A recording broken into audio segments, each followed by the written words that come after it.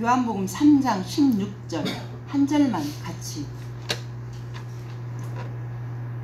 합독해서 읽겠습니다.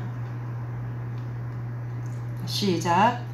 하나님이 세상을 이처럼 사랑하사 독생자를 주셨으니 이는 그를 믿는 자마다 멸망하지 않고 영생을 얻게 하려 하심이라. 아멘. 자, 지금 계속해서 우리가 복음을 선포하고 있습니다. 이 큰 틀이라는 그 주제 안에 복음을 영화롭게 하라는 주제가 있어요. 그 소주제 안에 또 복음의 영광, 복음의 능력, 복음의 축복, 복음의 증인, 이렇게 네 부류로 갈라졌는데, 그 중에 이제 복음의 영광이라는 소주제를 가지고 그 안에 오늘 이제 5강이 준비되어 있는데요. 복음에 대한 하나님의 비중. 네, 지난주에 이제 복음에 대한 우리의 태도였는데, 그 태도 안에 이제 어떤 말씀이냐면은, 우리가 하나님께서 지금 오늘 본문의 말씀대로 전부의 가치로 이 땅에 오셨단 말입니다. 전부의 가치로. 전부의 가치로 오셨는데, 우리 쪽에서는 전부의 가치로 받아들이는 것이 아니라 우리에게 필요한 것들만 골라서 받아들여요. 그리고 우리가 무지하고 무시하고 무관하게 살아온 우리들, 많은 사람들이 교회 와서 예배를 드리지만은 예배 드리고 예배당 안에서 눈물 흘리고 감격하고 또 뭐 찬양도 하고 기도도 하고 다 하지만 밖에 나가서 사는 삶들은 다 다르다는 것에서 문제가 있는 것입니다. 그래서 우리가 말이나 이 행동이나 생각이나 또 하나님 앞에서나 또 밖에 나가 사람들 앞에서나 이렇게 좋은 모습으로 하나님의 이름을 높여가는 그런 삶이었으면 좋겠는데, 그게 마음대로 되어지지 않는다는 것이 문제가 있었던 것입니다. 이 복음을 만나고 나면은 반드시 가치관이 바뀌어서 변화될 수밖에 없습니다. 왜냐하면 그 안에 생명이 있기 때문입니다. 그 안에 생명은 우리로 살게 하는 것이지 우리로 죄 가운데 빠지게 하지 않습니다. 왜냐하면 우리 안에는 복음의 생명이라는 씨앗이 심겨져 있기 때문에 그 심겨져 있는 그 생명이 우리로 살게 한다는 것, 그 믿음을 가진 자마다 우리의 삶을 바라보면 그 가까운 데 가서 보면, 그러니까 멀리 떨어져 있을 때는 저 사람 너무 이쁘다 했다가도 가까이 가서 실망하는 경우들이 많이 있잖아요. 그러나 진짜 하나님 만난 사람들은 가까이 가면 갈수록 향기가 나고, 아, 이 사람 하나님의 사람이 맞구나.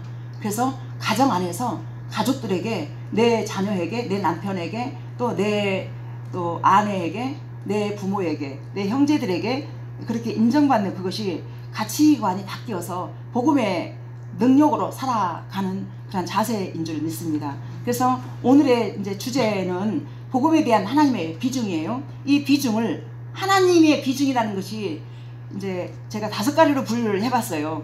복음의 가치, 복음의 범위, 복음의 권위, 복음의 목적, 복음의 성격. 그래서 오늘은 이제 첫 번째가 뭐냐면은 그 주제 안에 복음의 가치. 그래서 오늘 본문이 복음에 대한 하나님의 비중에 대해서 이제 알아보게 되겠는데, 하나님은 과연 복음을 어떻게 생각하시면서 얼마만큼 비중을 두고 계시는지 성경에서 찾아보고 비교 대조해 보는 그런 시간을 가질 것입니다. 누구라도 알아들을 수 있는 성경의 이 표현만 살펴보더라도 하나님께서 이 복음을 어떤 비중으로 대하시는지 짐작할 수 있고, 그것을 통해서 우리의 문제점을 다시 한번 확인하게 될 것입니다. 복음의 가치에 대해서 알아보겠는데요. 로마서 5장 8절 보실게요. 로마서 5장 8절 우리 같이 한번 읽어봐요. 시작. 우리가 아직 죄인 되었을 때에 그리스도께서 우리를 위하여 죽으심으로 하나님께서 우리에 대한 자기의 사랑을 확증하셨느니라. 아멘. 자, 보세요. 우리는 이제 겉으로 보기에는 다 번지르르 하고 다 이제 화장도 하고 해서 이뻐서 아무것도 없는 것 같잖아요. 그러나 모든 사람이 죄를 범하였으며 하나님의 영광을 이루지 못하더니, 모든 사람이 누구라도 죄 속에서 빠져가지고 나올 수 없는 상황을, 그래서 우리가 우리 힘과 노력으로 그 죄에서 빠져나왔다라면 복음이 필요 없는 거예요. 그래서 그러나 하나님께서 우리의 죄악이 얼마나 우리의 힘으로 능으로 안 되는지 아시고 자기 아들 하나밖에 없는 예수님을 잡아 죽이셨는데, 어떻게 우리가 죄인 되었을 때 우리를 위하여 그리스도께서 죽으심으로 하나님께서 우리에 대한 자기의 사랑을 확증하셨다. 어떻게? 자기 아들을 죽여주심으로 인해서 확증하셨다는 것입니다. 확증. 죽음을 통해서 어떻게 해요? 그 피가 우리를 둘러덮어 가지고 우리의 죄를 씻었다. 이제 그 뜻이란 말입니다. 그래서 복음의 가치가 어때요? 하나님의 전부의 가치가 된 거예요. 말씀 한 절만 봐도. 자, 또 다른 말씀 보실게요. 로마서 8장 32절. 우리 같이 한번 다시 읽어봐요. 시작. 자기의 아들을 아끼지 아니하시고 우리 모든 사람을 위하여 내주신 이가 어찌 그 아들과 함께 모든 것을 우리에게 주시지 아니하겠느냐. 아멘. 자, 이 말씀 그대로 하나밖에 없는 자기 아들을 잡아 죽이셔서 모든 사람, 그러니까 나 한 사람이 아니고 그 복음의 가치가 나 한 사람의 가치가 아닌 모든 사람에게 살리기 위해서 그 아들을 줬다 이거예요. 그러나 그 아들뿐만이 아니라 하나님이 가지고 있는 모든 것을 내가 너희를 위해서 무엇을 아끼겠느냐. 다 주겠다 이거예요. 아멘입니다. 자, 한 절 더 볼게요. 한 절. 요한일서 4장 9절. 자, 같이 한번 읽을게요. 시작. 하나님의 사랑이 우리에게 이렇게 나타난 바 되었으니 하나님이 자기의 독생자를 세상에 보내심은 그로 말미암아 우리를 살리려 하심이라. 아멘. 자, 말씀 그대로 독생자를 보내신 그 이유와 목적은 우리를 살리기 위해서. 그래서 하나님을 믿지 아니한 자는 살아있으나 죽어있다라고 성경에 어디 나와 있어요. 살아있으나 죽어있는 자다. 왠 줄 아십니까? 이 땅에서 살아가는 삶은 끝장나잖아요. 그냥 끝이 지옥이기 때문에 그게 죽은 목숨인 거예요. 그러나 그런 사람들은 살아있지만 죽었다 이렇게 표현을 하는 거고, 그 다음에 우리가 지금 이렇게 살아가잖아요. 근데 우리가 죽어요. 그러나 우리는 살아있는 거예요. 왜? 영생이 우리 안에 있기 때문에. 이제 그걸 지금 말씀하고 있는 것입니다. 이제 우리 독생자를 세상에 보내시면 그로 말미암아 우리를 살리려 하십니다. 예수님을 안 믿으면 살아있지만 죽었다 그 말씀입니다. 살아있지만 죽어있는 거예요. 우리 정집사님 아멘입니까? 아멘. 아멘이에요. 아멘. 항상 세상이 좋다고 그러는데 그 겉하고 속 진짜 깊은 마음속에는 우리 정집사님 믿음이 있는 줄 알고 있습니다. 그러나 이왕이면 입으로도 시인을 해서 세상보다는 하나님 나라가 좋습니다. 그렇게 계속 그렇게 고백을 했으면 참 좋겠습니다. 더욱 좋겠습니다. 아멘입니까? 아멘입니다. 세상이 참 순삭입니다. 우리 동생 저 시집간 지가 벌써 30년 돼가지고 어저께 장가 보냈잖아요. 아들 엊그제 같은데 그냥 그 애기가 커갖고 정말 어제 감격스럽더라고. 얼마나 사람들 앞에서 박수갈채 받으면서 하나님 믿는 가정 안에 그렇게 저 아름다운 모습으로 성장을 해서 하나님 나라 가치가 어저께 빛이 나는 시간이었습니다. 그래서 참 너무 감격스럽고 감사한 시간이었습니다. 그만한 가치를 알고 그 가치대로 살아갔던 우리 정연남 집사님과 우리 장모님이 함께 만들어낸 작품이었습니다. 그래서 하나님의 간섭과 개입하심이 그런 은혜 속에서 잘 치러진 게 대해서 어제 그 자리에서 참 그 영광을 제가 보았습니다. 그래서 언니로서 얼마나 감격스러운 시간을 보냈는지 너무나 감사합니다. 자, 그래서 이 복음이 어떻게 취급을 받든지 간에 자, 우리는 예수님을 제대로 모르기 때문에 예수님을 그 제대로 취급하지 않는다는 게 뭐냐면은 예배 따로 삶 따로. 그래서 예배는 드려지지만은 밖에 나가서는 예수님 잊어버리고 그 가치를 놓쳐버리고 예수님을 취급하지 못하고 살아간다는 것에 문제가 있는 것입니다. 자, 그러나 하나님께서는 우리의 어떠함과 상관이 없이 당신의 사랑을 그대로 우리에게 주시고자 하는 목적을 잃어버렸기 때문에 하나님 수준의 복음인 것입니다. 이게 가치가. 그 다음에 두 번째가 복음의 범위를 좀 보시겠는데요. 효력의 범위를 첫 번째 보실게요. 자, 하나님께서 우리에게 복음을 주셨는데 이 복음의 효력이 어디서부터 어디까지 미치는 것인가를 성경을 통해서 알아보도록 하겠습니다. 요한계시록 14장 6절 보실게요. 자, 같이 한번 읽어봐요. 시작. 또 보니 다른 천사가 공중에 날아가는데 땅에 거주하는 자들이 모든 민족과 종족과 방언과 백성에게 전할 영원한 복음을 가졌더라. 자, 보세요. 복음의 범위라고 그랬죠. 모든 종족, 방언, 백성 전할 영원한 복음이다. 아까도 말씀드렸지만은 모든 종족, 그러니까 효력의 범위가 어디까지요? 우리 개인, 여기 저 자신, 우리 새벽기도 교회뿐만이 아니라 이 나라뿐만이 아니라 모든 열방, 모든 종족까지 미치는 효력이 있다. 이제 그 말씀입니다. 그 다음에 디모데후서 1장 9절 보실게요. 자, 시작. 하나님이 우리를 구원하사 거룩하신 소명으로 부르심은 우리의 행위대로 하심이 아니요 오직 자기의 뜻과 영원 전부터 그리스도 예수 안에서 우리에게 주신 은혜대로 하심이라. 아멘. 자, 보세요. 우리를 이 구원하시는 그것이 우리의 어땀이 아니고 행위대로가 아니라 은혜로 주신 것이다. 그래서 이 복음이 결론이 뭡니까? 영원한 복음입니다. 영원한 복음. 영원한 복음이다.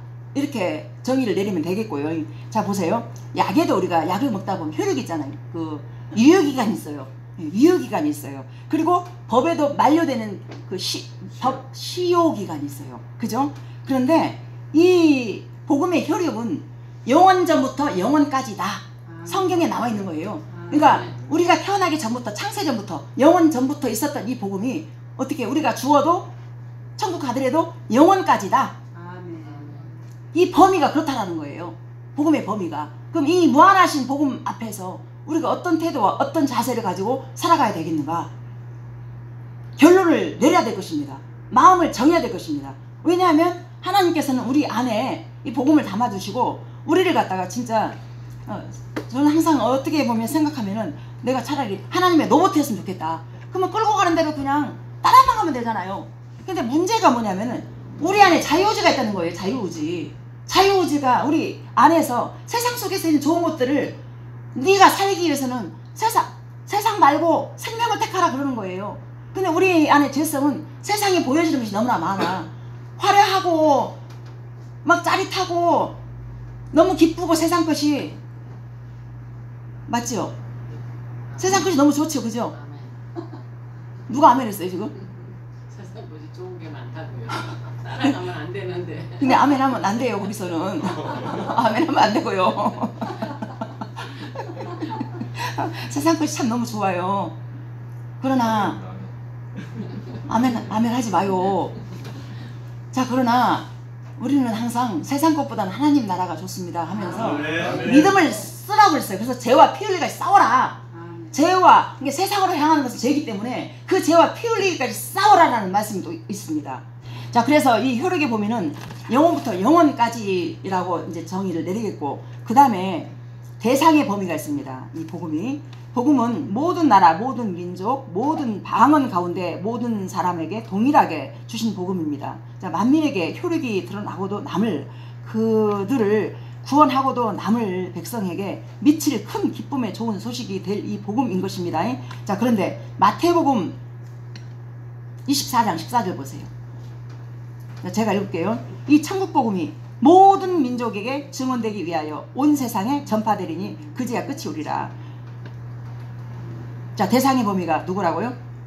다시 모든 민족입니다. 그 다음 기록 범위 보실게요.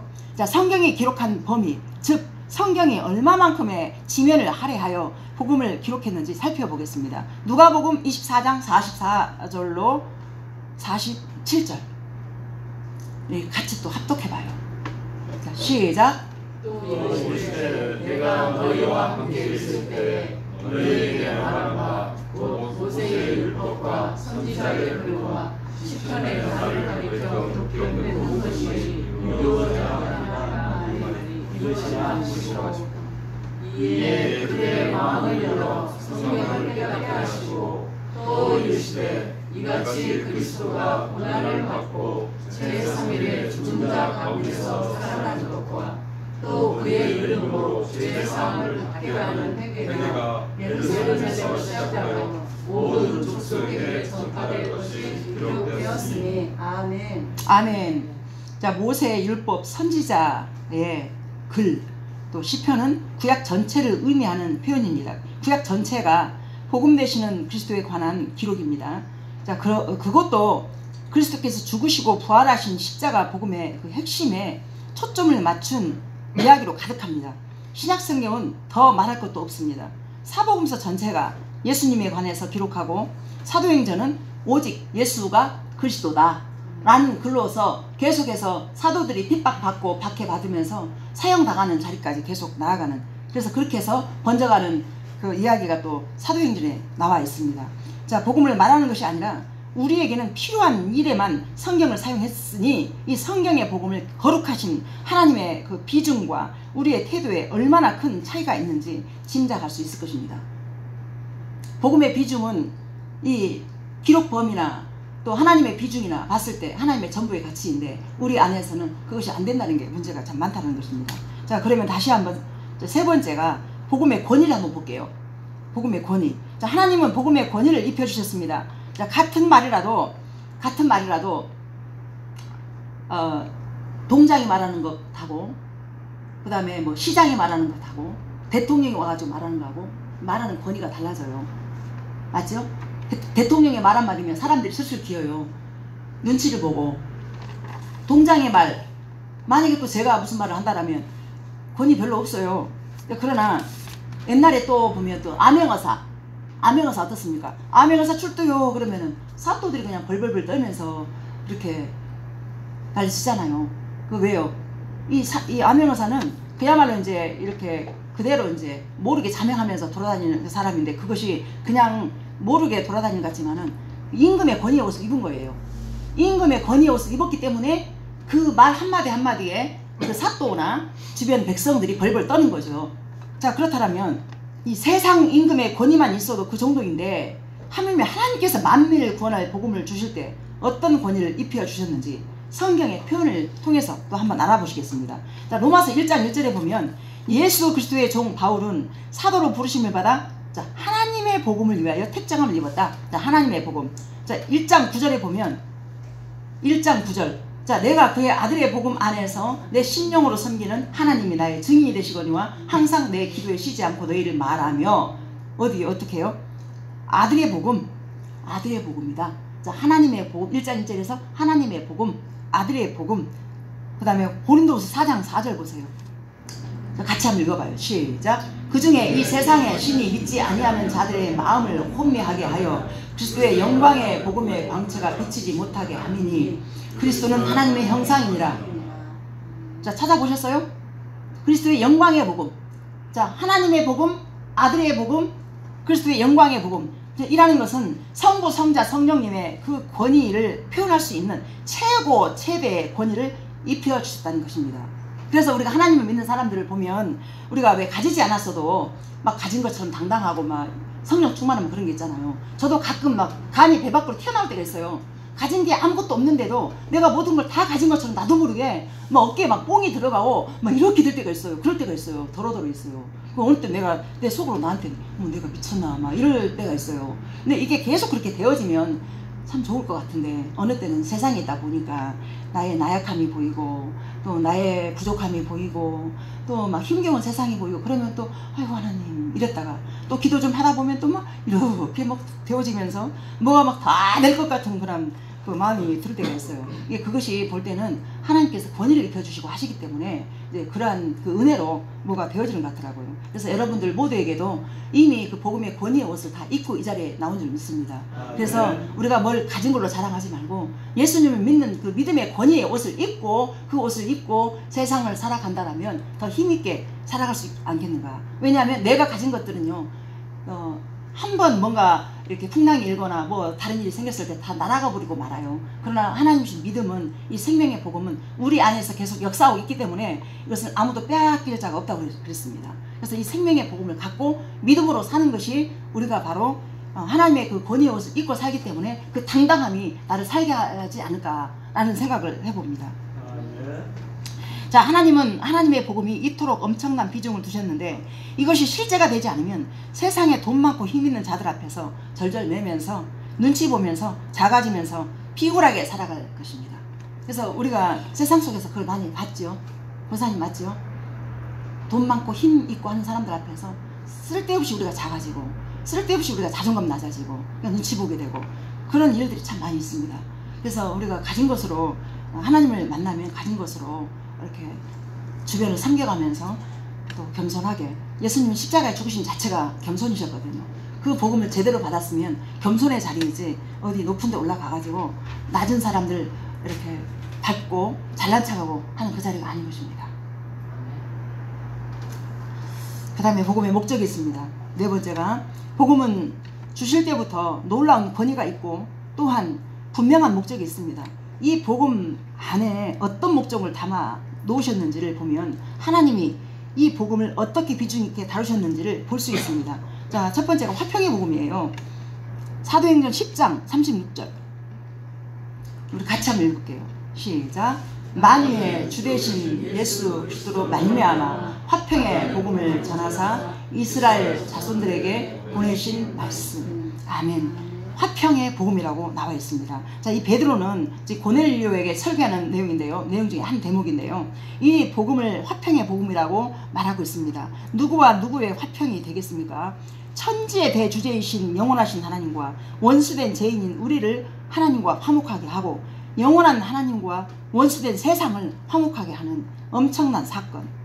이 어마어마한 직임과 사명을 주님은 복음에 두셨습니다. 그러니까 복음은 한 사람 팔자 고치고 죄책감 털어내고 소원 성취하고 온 무슨 문제 해결하고 예배당 크게 짓고 하는 정도의 그런 이야기가 아니라는 것입니다.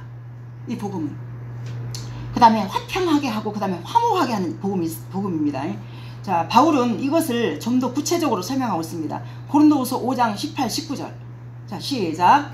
모든 것이 하나님께로서 났으며 그가 그리스도로 말미암아 우리를 자기와 화목하게 하시고 또 우리에게 화목하게 하는 직분을 주셨으니 곧 하나님께서 그리스도 안에서 계시사 세상을 자기와 화목하게 하시며 그들의 죄를 그들에게 돌리지 아니하시고 화목하게 하는 말씀을 우리에게 부탁하셨느니라. 아멘. 자, 우리에게 하나님과 원수된 것을 화목하게 하고 그리고 세상을 화목하게 하면서 우리에게 어떻게 화목하게 하는 말씀, 직분을 우리에게 줬단 말입니다. 그러니까 하나님과 화목할 수밖에 없고 또 우리에게 화목하게 하는 이 직분을 주셨기 때문에 어떻게 해요? 사람들과 화목하게 해야 되잖아요. 자, 지난주에 그런 얘기 했잖아요. 이 복음을 만났을 때 우리가 가치관이 바뀌는데 어떻게 해요? 가치관이 바뀌었는데 예수님을 따라갈 때 자기를 부인하고 십자가를 짊어지고 따라오라. 그게 되어져야만이 화평과 화목의 복음을 우리가 받아들여서 누릴 수가 있다는 것입니다. 그래서 화평과 화목의 복음이 우리 안에 실제가 되지 않으면 가정도 깨지고 부부간에도 갈라지고 형제간에 우애도 못하고 이웃과도 사랑할 수 없고 그렇게 되는 거예요. 제가 언젠가 실명은 거론하지 않겠습니다. 우리 설립 예배 때 와가지고 참 많이 헌신해 주시고 했던 친한 귀한 목사님이신데 이분하고 권사님하고 이제 제가 신대원 끝나고 나서 고생 많이 했다고 셋이서 지리산을 4박 5일로 갔다 온 적이 있었어요. 갔다 왔는데 초보 운전이었던 그 박 목사님이 그 운전을 잘하고 왔어. 잘하고 왔는데 우리 집 앞으로 와가지고 그 전봇대에다 차를 대놓고 짐 다 내려놓고 차를 렌트를 한 상황이에요. 아, 근데 짐 내려놓고 이 목사님이 멀쩡한 전봇대는 가만히 있는데 차를 갖다가 앞문부터 뒷문까지 쭉 하고 부숴버린 거예요. 그러니까 지도 돈도 없고 나도 돈도 없고 큰일 났어요. 어머, 이거 큰일 났네. 어쩔까 하고 걔도 이제 그래놓고 나서 이제 얼굴이 빨개져가지고 남의 차고 나도 돈 없고 지도 돈 없고. 근데 그때 순간적으로 하나님이 나에게 딱 말씀하신 게 뭐냐면은 저 딸에게 책임을 묻지 말라는 뭔가 나한테 오는 거예요. 그러니까 그 자리에 즉석에서 그때 당시에 얼른 둘째 남동생한테 전화를 했어.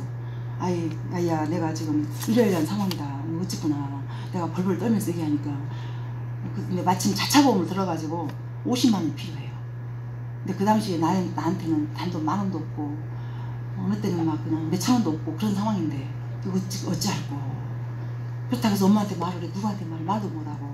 전화를 해서 상황 얘기를 했더니 자차보험 안 들었으면 190만 원 들어가요. 자차보험 들었기 때문에 50만 원.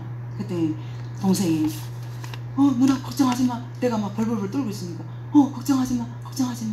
지금도 생각이 눈물 나오려고 그래요. 누나 내가 줄게. 그래가지고는 돈을 보내왔어요. 근데 그 돈을 이제 갚았어요. 근데 박 목사님은 얼굴이 삐끗하게 덜덜거리면서 어쩔 줄 몰라. 그래서 내가 목사님 걱정하지 마세요. 목사님 잘못 아니요. 우리가 초보 운전자가 거기까지 그렇게 갔다 왔으면은 참 이걸로 감사하지. 목사님 걱정하지 마. 하고 보냈어요. 이제 그날 밤에 기도하는데 하나님 뭘 말씀하시냐면 만약에 이제 목사님이 운전을 했기 때문에 그 책임을 네가 했으니까 네가 책임져. 나 빠지잖아요. 그러면 화목이 깨지고 화평이 깨지는 거예요. 그걸 말씀하시더라고요. 화평과 화목의 복음은 이거를 내가 끌어안고 그걸 내가 책임지는데 그때 나도 돈이 없었잖아요. 그래서 이것 때문에 내가 얼마나 고민하고 남편한테 말도 못하고 그런 상황인데 이제 동생은 그래요. 누나 걱정하지 말고 그 돈 안 갚아도 돼요. 그랬는데 그거를 제가 어떻게 한 줄 아세요? 12개월 할부로 갚았어요. 성수방 몰래. 아따 누나 냅두라 하니까 배가 아파. 하고 이자까지 해서 50만원 빌려서 60만원 갚았어요. 그랬더니 지금도 그 목사님을 나랑 친한 이유가 만약에 그때 제가 이렇게 밀어내버리고 이제 목사님 갚으세요 했으면은 그때 그 같이 갔던 권사님도 나중에 알고 깜짝 놀라면서 막 뭐라고 그래 나한테. 그래서 아이고 권사님 그건 아니라고 우리끼리 한거 알아서 해야 되는데. 그래서 하나님께서 그렇게 해서 지금도 만약에 그 돈을 또 내가 안 갚았으면 또 동생하고도 사이가 안 좋아지는 거죠. 누나의 면도 또 떨어져 버리고. 그래가지고 항상 그렇게 해서 했는데 지금도 그 목사님하고 잘 지내고 있고 그 목사님 지금 그 얘기하면 또 울어요. 목사님 그때 생각 맞지라라고. 그래서 지금 아직도 돈이 없으면서 언젠가 내가 갚을게 맨날 그래요. 말을. 이미 끝났는데 한 10년도 더 지난 것 같아. 그래서 그렇게 화평과 화목의 복음이 그런 식으로 내 안에서 역사를 하다 그 말입니다. 그래서 예수님을 만나면 계산을 해서 뭔가 따져서 내 것을 더 막 많이 갖고 계산해가지고 누구랑 어떻게 하고 그것이 아니라 지금 우리 동생 부부가 너무 그걸 잘해줘가지고 내가 민망할 만큼 감사한데요. 그래서 저는 그렇게 표현을 합니다. 하늘부자라고. 하늘부자가 세상의 부자더라고요. 세상에 아무리 많은 걸 가지고 있어도 그걸 쌓고 있다가 그냥 죽는 경우들이 많아요. 지난번에 욕심쟁이 할머니 얘기했잖아요. 그 아무리 돈 많으면 뭐예요? 쓸 줄도 모르고 그래서 쌓아만 놓다가 다 그냥 빈손으로 가버립니다. 그래서 그런 하늘부자로 살면서 그 화평과 화목의 복음을 실천할 수 있는, 그래서 내가 가진 것이 없었지만은 하나님의 은혜를 깨닫고 그 은혜의 복음을 가지고 그렇게 화평과 화목의 복음으로 사람을 잃지 않고, 이 사람을 잃어버리면 하나님을 잃어버리는 거예요. 단순하게 너랑 나랑 끝났다 그것이 아니라 사람 밀어내는 그 자체가 하나님을 밀어내는 거예요. 왜냐하면 하나님께서 그 영혼을 사랑하시는 걸 알고 있는데 그걸 제가 무시해버리고 밀어내버리면 너는 나를 잃는 거야. 그러니까 돈보다 귀한 게 사람인 거예요. 사람보다 귀한 것은 하나님이고, 그러니까 우리가 사람 쪽으로 이렇게 기울었잖아요. 그 자체를 하나님까지 같이 다 얻는 거란 말입니다. 이것이 바로 화평과 화목의 복음이라고 몸으로 그때 알게 하셨어요. 그래서 돈에 대한 가치에 대해서 우리가 이 땅에서 필요한 거지만 이 가치를 어떻게 가지고 쓰느냐에 따라서 이 하나님 나라의 가치가 가지고 있는 우리, 가지고 있지 않았어도 우리 각자 믿는 복음 안에서 역사를 해가지고 크게 하나님이 그거를 하시더라라는 말입니다. 그래서 그 가치를 알고 사는 사람이 이 세상에서는 제가 볼 때는 가장 복되고 부자이지 않겠는가 라는 생각이 듭니다. 그 다음에 복음의 성격이 있습니다. 자, 다섯 번째예요.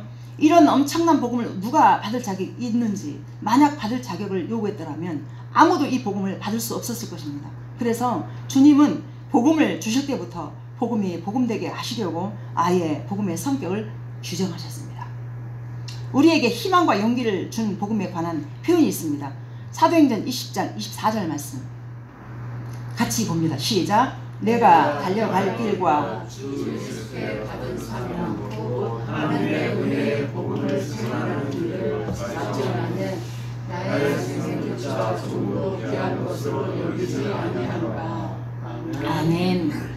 뭐라고 했습니까? 은혜의 복음. 자, 그것은 은혜의 복음입니다. 자, 은혜란 받을 자격이 전혀 없는 자에게 일방적으로 베풀어 주시는 하나님의 선물입니다. 우리가 복음을 받을 수 있는 유일한 근거는 이 복음이 은혜의 근거인 거기 때문입니다. 우리가 이 복음을 얼마나 값싸게 취급하든지 얼마나 무심하게 취급하든지 상관이 없이 주시는 하나님 편에서 이 복음이 얼마만한 비중을 가졌는지를 대비해 보시고, 또 우리의 반응이 얼마나 부자연스럽고 비정상적인지, 또 얼마나 무섭게 왜곡되어 있는 것인지 알 수 있을 것입니다. 은혜의 복음, 우리의 행위가 아닌 것입니다. 좋은 행위해서 뭐 하나님이 우리를 너 좋게 하니까 너 이 복음 받아라, 너 나쁘게 하니까 너 이 복음 받을 자격 없다, 그것이 아니라 은혜로 덮어버렸다는 거예요. 우리를 덮어서 이 은혜로 이끌어 간다는 것입니다. 그래서 우리의 자식들까지도 보면 우리의 자식도 내 맘대로 안 되더라고요. 하나님이 나를 덮었던 그 은혜의 복음이 내 자식도 덮어줘야 답이 나오죠. 권사님 그죠? 맞지요? 내 새끼지만 내 맘대로 안 되더라고요.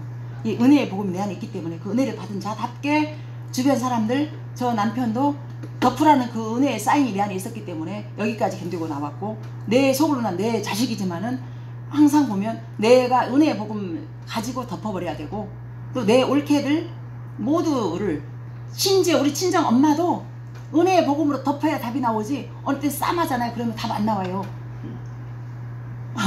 우리 엄마 지금 웃습니다. 이 은혜의 복음이 있기 때문에 그 누구라도 덮는 마음이, 이것도 자기 부인하고 맞물려 있는 거예요. 자기 부인과 같이 더불어서 같이 가야만이 그렇게 이제 복음답게 살아내준다는 것입니다. 자, 하나님은 이 복음에 엄청난 비중을 두시고 복음의 가치와 범위와 목적을 부여하셨는데, 무지 무관의 태도와 반응으로 복음을 대하고 내 인생의 선택의 기로에서 아무런 고려의 대상이 되지 못했다는 그것을 알면 알수록 정말 낯이 뜨겁고 고의를 들 수가 없는 것입니다. 자, 이렇게 복음의 가치와 범위와 권위와 목적을 대강만 살펴보아도 결국 일방적인 인류 보편의 복음에 관한 왜곡된 반응뿐 아니라 복음을 믿는다고 말하고 환영하면서 받아들였다는 신자들의 반응조차 전혀 합당하지 않다는 것을 확인할 수 있었습니다. 자, 실제가 되지 않는 복음은 나와 전혀 무관한 복음이었다는 것을, 그 사실을 인정하지 않을 수 없는 것입니다. 자, 그러나 분명한 것은 우리가 복음에 무지하고 복음을 무시하고 말씀에 대해서 무관하게 살지 않는다라면 우리는 반드시 복음을 만나서 변화될 수밖에 없습니다. 아멘입니까? 아멘. 우리 지금 전집사님 지금 표정이 심각해졌습니다. 복음을 받는다라면 변화될 수밖에 없다라는 이 지점에서 지금 심각한 표정이 지금 느껴집니다. 어찌할꼬, 내가 어떻게 변화될꼬 하는 지금 고민이 보여서 너무 감사합니다. 고민을 해야 됩니다. 정말로요. 가치관이 바뀌기 때문에 고민을 하면서 살 수밖에 없습니다. 왜냐하면 복음은 생명이고 영원한 가치 되신 예수님이시고 하나님의 복음이시며 예수님의 복음이시며 메시아 되신 그 하나님이시기 때문에, 예수님이시기 때문에 그 가치관이 바뀌어서 그 가치관대로 살 수밖에 없다는 것입니까? 아멘. 아멘 맞습니까? 아멘. 몸이 힘들어도 고달파도 생명을 만나면은요, 그 가치를 만나면 하나님 나라의 복음이 그 소망에 나를 살게 합니다. 그래서 그 소망이 있기 때문에 오늘도 이 자리에 나오셔서 말씀을 들은 줄 믿습니다. 아멘입니까? 아멘. 자, 기도합니다. 자, 사랑하는 하나님 아버지, 오늘도 받을 자격 전혀 없는 자를 생명으로 만나주셔서 이 어마어마한 복음을 선포하게 하시니 참으로 감사드립니다. 이 엄청난 복음의 가치와 범위와 권위와 목적을 분명하게 받아들일 수 있는 우리 성도님들 다 되게 하소서. 무지 무관하지 않도록 도와주셔서 삶의 모든 영역에서 복음의 가치대로 살아내는 믿음 부어주십시오. 복음의 통로가, 축복의 통로가 다 되게 하소서. 오늘도 힘겹고 어려운 세상을 살아가면서도 하나님 은혜에 감사하며 드려진 물질들 이 손길 위에 축복하소서. 축복하시되 세상의 가치보다 하나님 나라 복음의 가치로 힘있게 받아들여서 하나님께 주시는 은혜로 충만하게 하시고 형통한 복과 또 건강의 복도 허락하소서. 이 물질이 쓰여질 때도 하나님 앞에서 부끄럽지 않게 생명 살리는데 쓰여지는 그런 귀한 물질 되게 하소서. 감사드리며 예수님의 이름으로 기도합니다. 아멘.